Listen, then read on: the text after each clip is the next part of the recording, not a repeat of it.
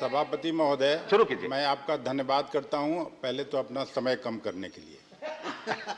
मुझे पार्टी ने कहा था 15 मिनट बोलने के लिए, नहीं, अब कम हो लेकिन गया। आपने कम कर दिया, तो आपको तो कोई चैलेंज कर नहीं सकता है। मैं कम नहीं करता, अपने- आपके पार्टी करता है।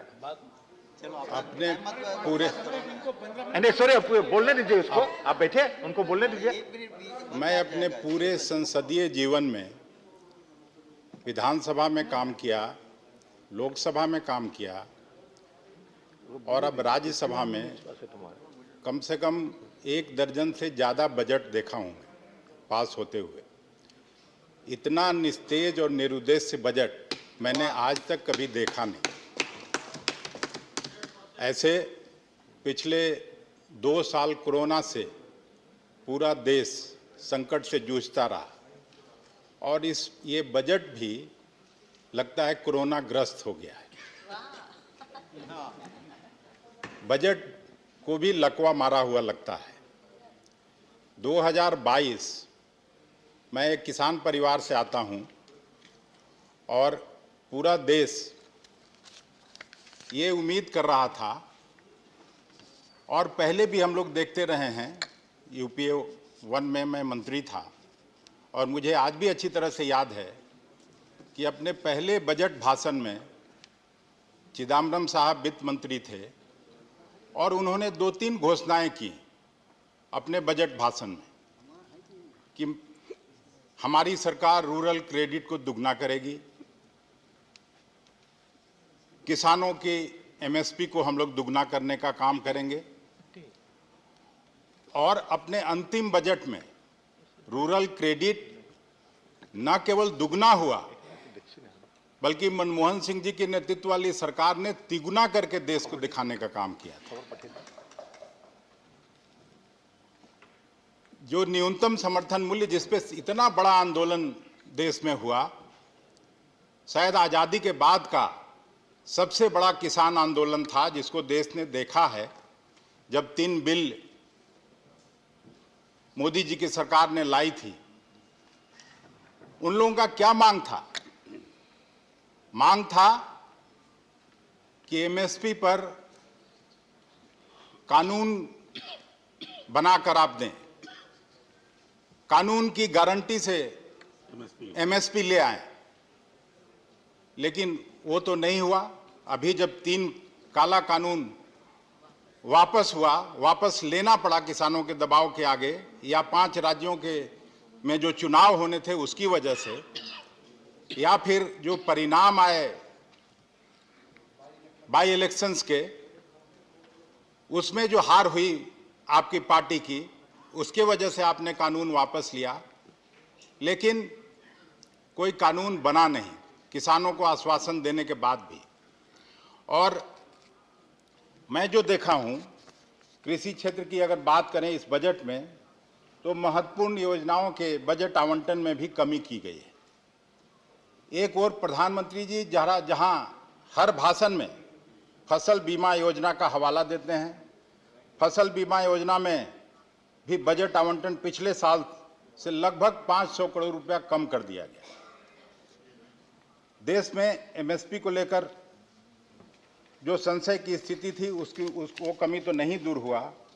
प्रधानमंत्री अन्नदाता आय संरक्षण अभियान, पीएम आशा, मतलब एक तो परिपाटी बन गई, अब हर ये में एक प्रीफिक्स और सफिक्स लग जाता है। हर जो भी नया स्कीम आता है सब में प्रधानमंत्री जी के नाम से लगता है, कोई बात नहीं। ये जो स्कीम था वो भी एमएसपी आधारित व्यवस्था का ही हिस्सा है और पिछले साल इस स्कीम में एक्चुअल खर्च 400 करोड़ रुपया था। लेकिन हैरानी की बात यह है कि इस साल इसमें केवल 1 करोड़ रुपए का प्रावधान किया गया है। और इससे तो मुझे यही लगता है कि सरकार की मंशा पीएम आशा योजना बंद करने की है। इस बारे में जब वित्त मंत्री जी अपना उत्तर देंगी तो लगता है स्थिति इस पर स्पष्ट करना चाहिए। दूसरा, मनरेगा एक महत्वाकांक्षी योजना थी यूपीए सरकार की। प्रायः सभी सहयोगी साथियों ने जब कभी अपना भाषण किया है तो सबने चर्चा किया है कि उसमें भी कमी की गई, 95,000 करोड़ से 71-72 करोड़ रुपए आपने कर दिया।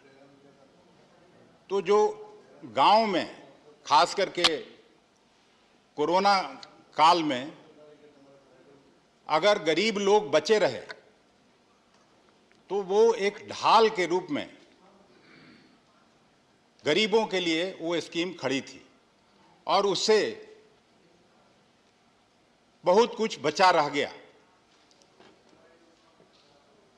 कोरोना में लोगों का टीका लगाने, ये लगता है कि यही सबसे बड़ा इस सरकार का प्रमुख अस्त्र है। अर्थव्यवस्था खराब है, उसके बारे में कुछ नहीं करना है। लोगों का रोजगार गया, उसके बारे में कुछ नहीं कहना है। पढ़ाई लिखाई, पठन पाठन प्रायः सभी विश्वविद्यालयों में ठप हो गया। मैं अस्थायी समिति का सदस्य हूं, एचआरडी कमेटी का, और उसमें जो मीटिंग्स होती है, जिस तरह का लर्निंग लॉस हुआ वो किसी से छिपा नहीं है। और ई विद्या स्कीम सब कुछ डिजिटल होते जा रहा है, लेकिन साथ साथ आपको ये भी करना चाहिए था कि इसमें जो डिजिटल फ्रॉड हो रहा है, जितना इसमें ट्रांजैक्शन हो रहा है, कोई कभी न कभी आपके मेरे ज़िंदगी में वो फ्रॉड का हम सभी शिकार होते हैं, पूरा देश शिकार होता है, उस पर आप कुछ कहते नहीं, उसके लिए आप कोई कानून लाते नहीं। तो जिस तरह का ये बजट है, आम लोगों के लिए कहीं कोई जगह नहीं है। आम आदमी हताश है, निराश है। और जिन लोगों के लिए बजट है, प्रधानमंत्री जी के मित्रों के लिए कल ही कपिल सिब्बल साहब अपने भाषण में बताए कि 142 बिलियनियर का इनकम कितना बढ़ा, लेकिन इस पे सरकार का ध्यान नहीं है कि ये जो 27 करोड़ लोग गरीबी रेखा के नीचे चले गए, अंत्योदय अन्न योजना और बीपीएल परिवार में जो लोग चले गए, उनके लिए आप क्या कुछ करने जा रहे हैं? उनकी आमदनी कैसे बढ़े? मिडिल क्लास जो 3 करोड़ लोग नीचे चले आए, उनके लिए टैक्स में कोई रियायत क्यों नहीं? इस पे आपका बजट प्रायः चुप है। और आपके मित्र जब बोलते हैं उधर से, तो जो बात सूट करती है, कोई इंटरनेशनल ये में हम देख रहे थे कि अरुण सिंह जी जब अपना भाषण शुरू किए तो आईएमएफ के एक डायरेक्टर का हवाला देते हुए बजट का तारीफ करने लगे। लेकिन जब कोई और प्रतिष्ठित इंटरनेशनल एजेंसी या अखबार कोई आलोचना करता है तो वो आपको प्रायोजित लगने लगता है। न्यूयॉर्क टाइम्स का एक रिपोर्ट था। न्यूयॉर्क टाइम्स आपके बजट के बारे में कहता है कि large share of government spending will be raised from borrowing and taxes including those on fuel and fertilisers which have contributed to rising prices of food and essential commodities. Another major concern for economists is the government's attempts to keep its deficit in control by reducing the spending on social schemes and welfare. ये हकीकत है, इसको आप नजरअंदाज नहीं कर सकते। और कैसे करिएगा? ये डेफिसिट आएगा कहां से? कहने के लिए मेक इन इंडिया, लेकिन हो रहा है सब कुछ सेल इन इंडिया में जा रहा है।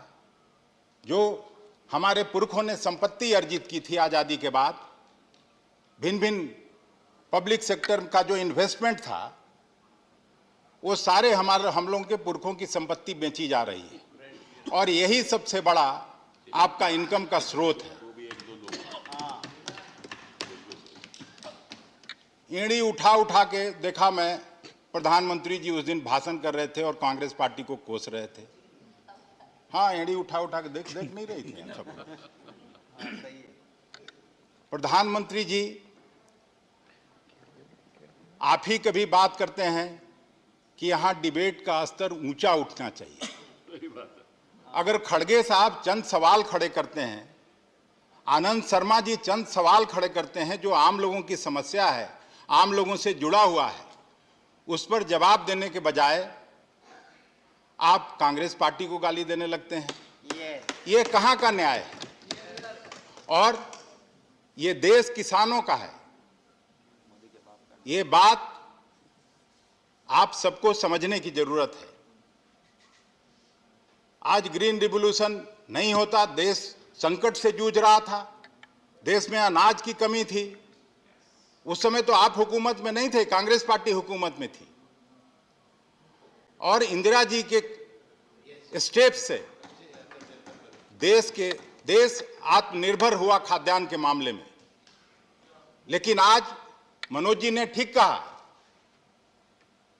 आज गरीबों के थाली से दाल गायब है, सब्जी गायब है। वाइंड अप कीजिए। अरे आप तो इधर ही से गए हैं, आप क्यों ऐसा करते हैं? वाइंड अप कीजिए। जो अच्छी बात है उसको सुनिए और उधर बताइए। कीजिए, आपका समय हो रहा है, नहीं तो बाकी लोगों को नहीं मिलेगा। नहीं, आप आपके पार्टी के बिहार से आने वाला आपका अगर बाकी स्पीकर अगर सेक्रीफाइस करते हैं आपके लिए अलग बात है, लेकिन अभी आपके पार्टी और दो स्पीकर और है, उनके लिए भी टाइम आपको बताना है। आप तो इंटरफेयर कर रहे हैं। ऊंचा कुर्सी पर बैठ के नीचे को देखिए थोड़ा सा तो। बोलिए, अब बोलिए, आप समाप्त कीजिए। मैं बिहार से आता हूँ। हाँ। बिहार में मैडम आपकी पार्टी सरकार में, मोदी जी चले गए, वो अच्छे नेता थे जब तक बिहार में थे, लेकिन वो भी बजट पर भाषण करते करते उनकी ऐसी स्थिति आपने कर दी कि वो बेचारे कवि बन गए। और कविता कह के अभी बाहर है, मैं उनको सुनाने वाला था। बिहार पहली पंचवर्षीय योजना, दूसरी पंचवर्षीय योजना में बेस्ट एडमिनिस्ट्रेटेड स्टेट के रूप में जाना जाता था। कांग्रेस की हुकूमत थी उस समय भी, और अकेले जितना चीनी देश पैदा करता है उसका 27% चीनी बिहार पैदा करता था। अब आपके हुकूमत में 27% से 2% पर चला गया। वहां के समाजवादी मुख्यमंत्री, जिनको कल ही प्रधानमंत्री जी ने कहा कि नहीं वो अच्छे समाजवादी हैं, नीतीश कुमार जी, लेकिन उनकी बात भी कहां सुन रहे हैं आप? स्पेशल स्टेटस का दर्जा का मांग कर रहे थे। मैं बिहार विधानसभा में काम करता था तो उस समय के तत्कालीन गृह मंत्री जब राज्य का बंटवारा कर रहे थे, आदरणीय आडवाणी जी, वो पता नहीं अभी किस हालत में आप लोगों ने रखा उनको, उन्होंने कहा था कि बिहार को हम लोग हरियाणा और पंजाब बनाएंगे। बिहार को हम लोग 1,79,000 करोड़ का पैकेज देंगे। एक्स्ट्रा टाइम भी आपको मिल गया। उस पैकेज का क्या हुआ? उस पैकेज का क्या हुआ? सभापति जी, हम आपसे जानना चाहते हैं। और पिछला विधानसभा के चुनाव के समय में जब आदरणीय प्रधानमंत्री जी वहां गए तो उन्होंने कहा कि 1,25,000 करोड़ का हम पैकेज बिहार को देंगे। वो उस पैकेज का क्या हुआ? एक छोटा सा घोषणा बेचारे नीतीश जी मांगते रह गए कि पटना विश्वविद्यालय को आप सेंट्रल यूनिवर्सिटी बना दीजिए। उस घोषणा का क्या हुआ? जिस यूनिवर्सिटी से निकला हुआ कैबिनेट सेक्रेटरी गावा साहब आपके वहीं के हैं, 5-5, 6-6 सेक्रेटरी गवर्नमेंट ऑफ इंडिया में उस विश्वविद्यालय के हैं, और न जाने कितने इंजीनियर्स, डॉक्टर्स हैं। उस पर भी ध्यान आपका नहीं जाता है। हमको लगता है कि आप जवाब देंगी तो प्रधानमंत्री जी से पूछ के कम से कम वो घोषणा करवा दीजिए। और रोहतास इंडस्ट्री था, डोला बहन ने कल जूट इंडस्ट्री का बात किया, पूरा वो इलाका पूर्णिया कटिहार का पूरा शुगर मिल सारे बंद हैं। सारे औद्योगिक जो भी कांग्रेस की हुकूमत में पब्लिक सेक्टर इन्वेस्टमेंट आया, सभापति महोदय, चाहे वो बोकारो का कारखाना हो, हटिया का कारखाना हो, बरौनी का कारखाना हो, बाढ़ में आया, मुजफ्फरपुर में थर्मल पावर आया, लेकिन इस हुकूमत में क्या आया? बिहार को, बिहार के साथ क्यों ऐसा सौतेलेपन का व्यवहार कर रहे हैं? 40 सीट है लोकसभा का। आपकी जब सरकार बनी थी तो 40 में से 39 लोगों ने को जिता के भेज दिया आपको। अब हो गया आपका समय, आप समाप्त कीजिए। मैं दूसरा स्पीकर बुला रहा हूं। केवल कांग्रेस पार्टी जीती। मैं दूसरा स्पीकर बुला रहा हूं, अब समाप्त कीजिए। हो गया। ठीक है, अपनी आशाओं को व्यक्त करने का मौका पाकर और आधी बात कहने का आगे भी मौका मिलेगा। आपका धन्यवाद करता हूँ। बहुत बहुत धन्यवाद।